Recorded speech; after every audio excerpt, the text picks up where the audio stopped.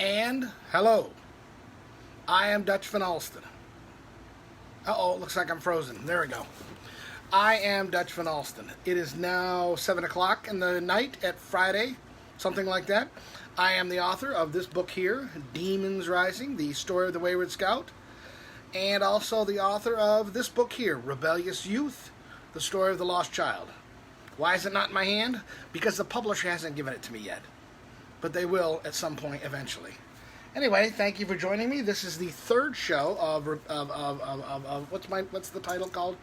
I'm looking for Bubbles, but she's actually out of town this week. She apparently got a letter from a Nigerian prince who promised her oodles of money if she merely rerouted her bank account to all that money, and if he could see her topless. So she lifted her shirt up, and he said, lo and behold, I'm going to send an emissary out back of the local Waffle House. If you could meet me there, he said, at 7 o'clock tonight and show me that live and let my emissary videotape it, the check would come that much faster. I tried to discuss with her that was probably untrue. She didn't exactly listen to me. She rarely does. Anyway, the show is sponsored by the Ride Hard Saloon, where the beer is cold, the barmaids are hot, and all of the patrons are cool as fuck. It is also sponsored by AMC Motors. AMC Motors is home to great technology such as the AMC Pacer. If you've ever had a lifelong dream of being like the boy in the bubble with wheels and a sometimes motor, this is for you. This car is for you. This car here is the future of AMC Motors. This is going to put AMC Motors on the map, along with the city of Atlantis, the Ottoman Empire, and Mesopotamia. Anyway, thank you again for joining me. I'm going to try to truncate this down to 15 minutes. I know I ramble sometimes incessantly, and I apologize for that.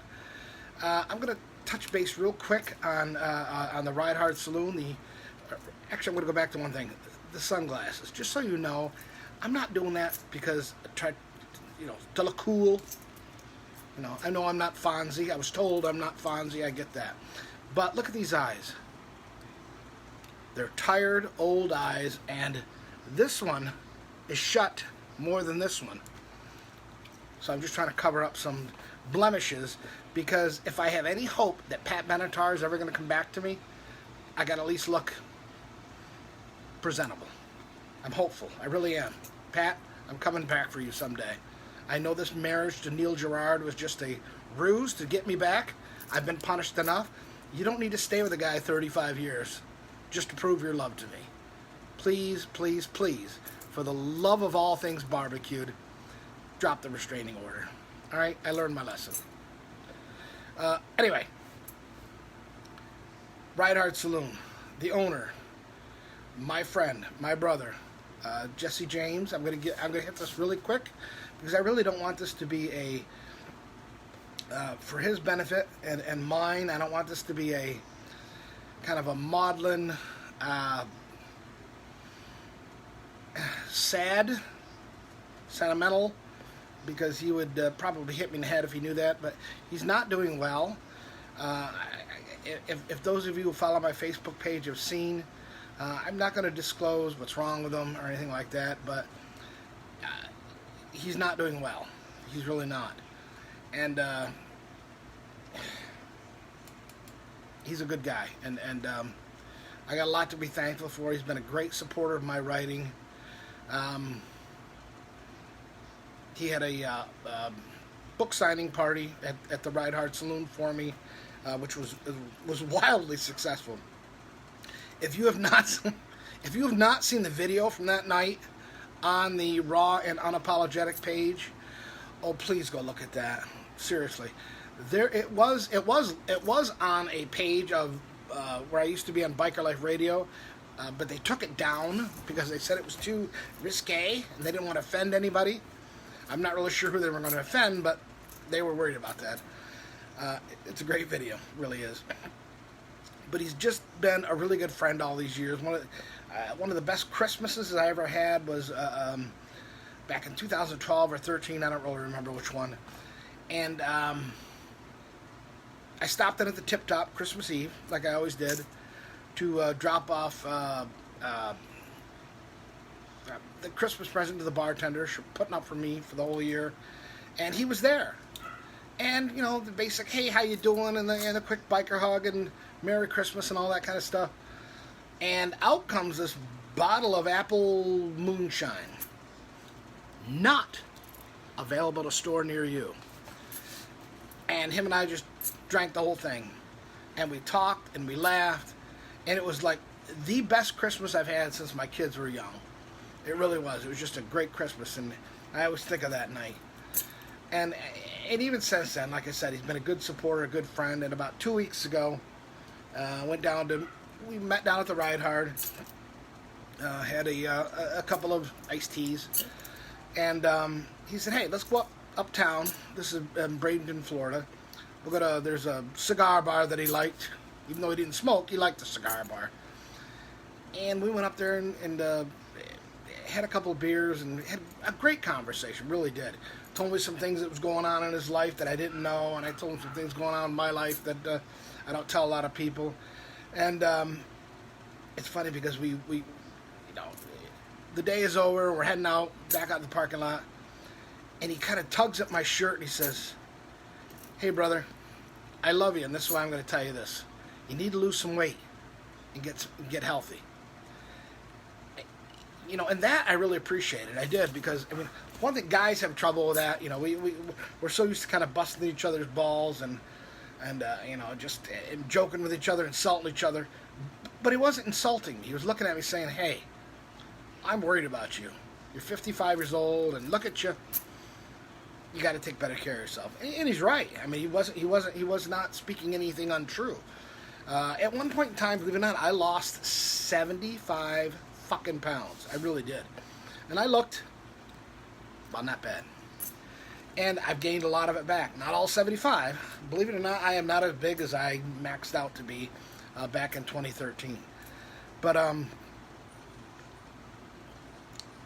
it really hit home. I know for his sake I got to take a little bit better care of myself. But my thoughts and prayers are with him and Tracy. That's his old lady. His wife. I'm sorry. I talked to her yesterday, and she's upset, obviously so. And but anyway, I've already dedicated 9 minutes to Jesse. I love you. I really do. And I'm asking the man upstairs to give us a miracle. All right. Anyway, one of the things I noticed last week is I'm doing this shit too much, tugging at my glasses, like Spaz from that old movie, or, you know, Freddie Beamer from the Rockford Files. So I'm sorry. I'm going to try to stop doing that as much as I can.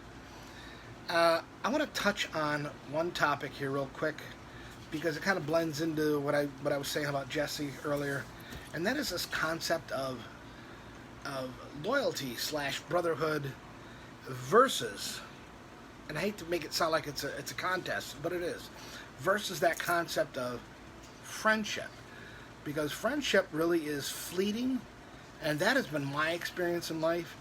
And get out the Kleenex, you're gonna cry, and I don't mean it to come across this way. But, you know, my experience has been, most of the people who've been placed in my life have not been a supporter of me. They just haven't. And that's the difference between friendship and real brotherhood and loyalty. And the latter is a lot rarer than I think a lot of people realize. And as time goes on, that list gets smaller and smaller and smaller. And look at, I'm pulling up my glasses again. Shame on me. So I appreciate the ones that are left on that list. And whoop, somebody's coming in. Bubbles is back from Waffle House. She's got syrup dripping. That is syrup dripping off your chin, isn't it? Oh dear, yes. Oh, that's what you were showing them over at the Waffle House. Good God. Anyway, I'm back. Where was I? You see how distracted we get when a set of boobies come in our face? Seriously, we could be like reciting, all the Old Testament, or Einstein's theory of relativity, the complex theories of Plato's Republic. Well, what I think on this, and oh my God, boobies! And we just kind of lose everything. But I remember what I was talking about. That concept of loyalty and brotherhood. Yeah, it is a lot rarer than it used to be. I hate to do this. Back in my day, I used to walk up to school here both ways in the snow, 5 miles. Really more nowadays. It's more, back in my days, I used to have to walk through 10 feet of shag carpeting to change the channel on my old Sylvania. But, I grew up on motorcycles, as I said last week. And seriously, the first Harley I had was in the 80s. And really, when you pulled up into a red light, people would look over at you like, holy fuck, that's a Harley Davidson. I mean, this is after the Japanese invasion, so I take you back even farther than when I was around. Before the Japanese invasion, I don't mean Pearl Harbor, by the way, all right? But of the Japanese motorcycles, the only motorcycles on the road, like in the 50s, were Indians and Harley Davidsons. There were some British bikes, but primarily it was those two. And to see any motorcycle on the road, it was a head turner. It really was. It was like, wow, what's going on? And that kind of feeling of independence and rarity, because it was a rarity, made those people bond. Those people back in those days had that natural feeling of connection, because it took a special kind of personality at that point in time to even ride a motorcycle. Now, here's the part that's going to make everybody get all flustered with me. Now that you ride one today, I don't care what you ride, because everybody does. And God bless you. What is it? Spectacles, testicles, wallet, watch. I remember that from Catholic school. Really, I'm glad everybody's out riding, but everybody is out riding now. It's not like it used to be. Everybody and their uncle has a motorcycle. Good. I love your uncle. I love your aunt. Especially that aunt that has those little... never mind. But I'm glad everybody's out riding. But the rarity that I said a little while ago, is gone. Which makes that pool of people riding bigger. And when that pool of people grows, guess what? So does this vast difference of thoughts and opinions of people who ride. And unfortunately, some of those thoughts and opinions in that pool are not conducive of what it used to be, which used to mean freedom and independence and fuck you to the man and conformity, fuck you to conformity, and all that kind of stuff. Unfortunately, as that pool grew bigger, there's some conformists in there who get I pulled up my glasses again. Stop it. Who kind of polluted the gene pool, as it were, over the years. And they're hard to deal with sometimes. I don't want to minimize them. I don't want to relegate them. But they do make it harder. You're welcome on the road. It's not my road. Well, it is my road, so stay the fuck off it unless you ask me. But no, it's not my road. Yes, it is. It really isn't. Yes, it is. And you're welcome on it. No, you're not. But you are. You're welcome on it. But try to, if you're going to buy the vest and wear the bandana and put the patches on, at least try to live up to that to a point. You remember the movie Wild Hogs? I'm one of the few people that agreed with the Del Fuegos. Not exactly the way they carried themselves out, but their whole point of view was, you want to infiltrate our world that we built, again, long before I was in it. But it shifted in the late 90s to today. And so I do remember the old world to a point. And if you want to join that world, that's fine. But don't join this world and then change the rules and say, oh, by the way, I'm here now, and I'm so important and I'm so special, and I'm so intelligent, I'm going to inflict my new rules on your life that I invaded. Think about that for a minute, because that's what it's kind of boiled down to. You know, and again, I hate doing this back in my day, because most of the people that say that, I hate the term old school. I'm just plain old, and I used to go to school, but that doesn't mean anything. The point is, if you can't be who you are, you will be susceptible to being what anybody wants you to be. Does that make sense? Because if it does, there's probably something wrong with you, if I'm making sense to you. It's been a little over 15 minutes. Bubbles never came back. I don't know what happened to her. Probably not to have another waffle. Who knows?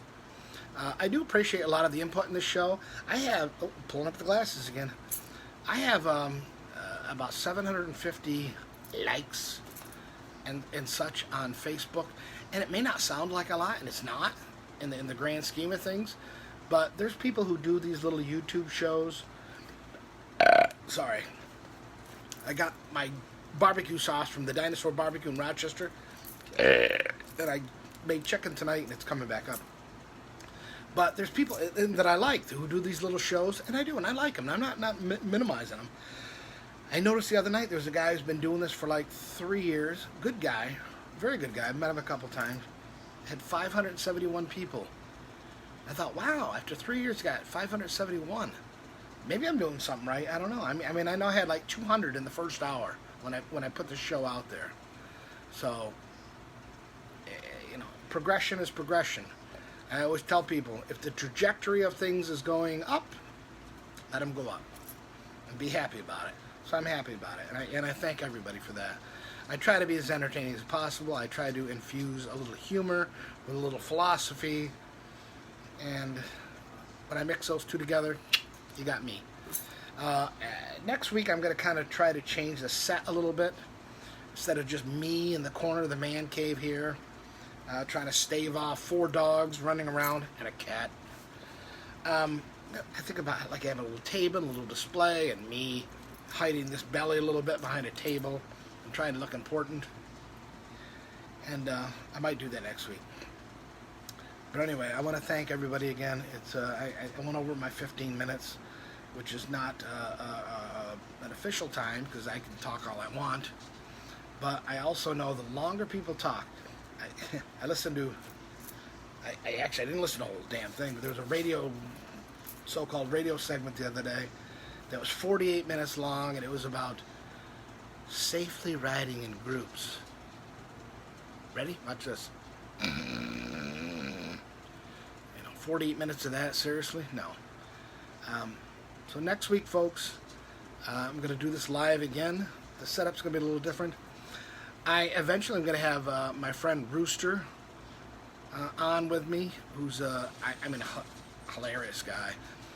We did a little segment one time on Biker Life Radio, and I'm going to tell you, it was the first night I met him, and it was the most natural back and forth flow that I ever saw. But unfortunately, the guy behind the soundboard completely fucked everything up and didn't record any of it. So it's kind of lost to the legend of the ages, but he's a funny guy. He's a good, hard-working guy. He is a victim, yes, a victim of this ridiculous coronavirus. Lost his job, started his own business called RJ's Ride and Shine, and I had him come up and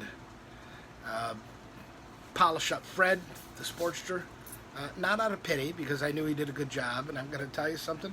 He did a great job. He's expanded now to, I see he's advertising on Full Throttle, which, by the way, I am too. July Full Throttle magazine. I have my ad in there. I was on the... starting to freeze up. Anyway, I better go, because something's going on here technologically. I'm going to blame the engineer, which is me, and the soundboard technician, which is me, And anyway, thank you all. I'll see you all next week. Take care. God bless. Jesse, I love you. You're going to be okay.